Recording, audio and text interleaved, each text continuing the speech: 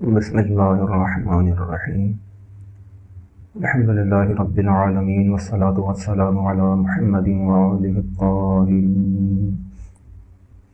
امیر المومنین کا کلمہ حکمت 432 میں اولیاء کی صفات بیان کرتے ہیں، جن میں سے دوسری صفت یہ ہے کہ وَاشْتَغَلُوا بِعَاجِلِهَا اِذَا اشْتَغَلَ النَّاسُ بِعَاجِلِهَا، یعنی بندگان خدا جو ہے وہ دنیا کو ایک پل کی مانند، ایک گزرگاہ کی مانند سمجھتے ہیں۔ خود انسان کی زندگی بھی ایک سفر ہے، اور دنیا پل جہاں سے انسان کو گزر کر دوسرے عالم میں جانا ہے۔ جب انسان سفر میں ہوتا ہے تو اس کی نگاہ اپنے مقصد پر ہوتی ہے۔ اگر مقصد پر نگاہ نہ ہو تو راستے کی رنگینیوں میں انسان کھو بھی سکتا ہے اور اپنے اصل مقصد سے غافل ہو سکتا ہے، بالکل اسی طرح جیسے دنیا پرست آخرت سے غافل ہے۔ لہٰذا اس کی تمام تر کوششیں اور زحمات صرف دنیا حاصل کرنے کے لیے ہی ہوتی ہیں کہ یہ سب کچھ جو ہے وہ دنیا ہی کو سمجھتا ہے۔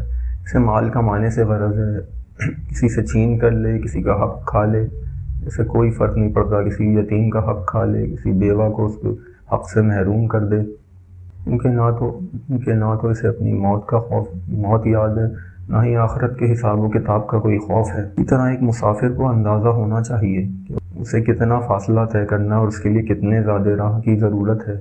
اس سے کم توشہ رکھے تو آئندہ مشکلات کا شکار ہو سکتا ہے، پریشانیوں میں مبتلا ہو سکتا ہے۔ اگر زیادہ رکھے تو اس کا بوجھ اسے تھکا دے گا۔ 40 کے موقع پر کربلا سے نجف جنہوں نے مشی کی ہے وہ اس بات کو بہتر جانتے ہیں، خاص طور پر اپنے سامان کے ساتھ۔ جتنا زیادہ آپ بوجھ اٹھا کے چلتے ہیں اتنا ہی آپ کو چلنا جو ہے وہ مشکل ہو جاتا ہے۔ اسی طرح اگر زیادہ توشہ رکھا ہو تو ضرورت نہ ہو اس کو تو پڑے پڑے جو ہے وہ خراب ہو سکتا ہے۔ جب انسان کا رزق اس تک پہنچ جاتا ہے، جیسا کہ قرآن میں ارشاد ہوا ہے کہ خدا نے کہا ہے کہ کوئی چلنے پھرنے والا نہیں مگر اس کا رزق خدا کے ذمے ہے، پھر کیوں وہ زیادہ حوث کر کے جمع کرے اور دوسروں کو ان کے حصوں سے محروم کر دے۔ کلمہ حکمت 425 میں اس کی اچھی وضاحت کی گئی ہے۔ بس بندگان خدا دنیا کو ایک گزرگاہ پل کی مانند دیکھتے ہیں، یہاں پر جمع کرنے، صرف اپنے لیے جمع کرنے پر زور نہیں دیتے بلکہ لوگوں کو ان کے حقوق ادا کرتے ہیں۔ انہیں معلوم ہے کہ یہ دنیا صرف گزرگاہ ہے، یہاں سے گزر کر اصلی مقام جو ہے وہاں انسان کو جانا ہے، جہاں وہ ہمیشہ رہے گا اور وہیں اس کو تمام نعمات جو ہے نصیب ہوں گی۔ اس کا یہ دنیا جو ہے یہی مقدمہ ہے کہ وہاں انسان جس طرح عمل کرے گا وہیں اس کو صلہ ملے گا آخرت میں۔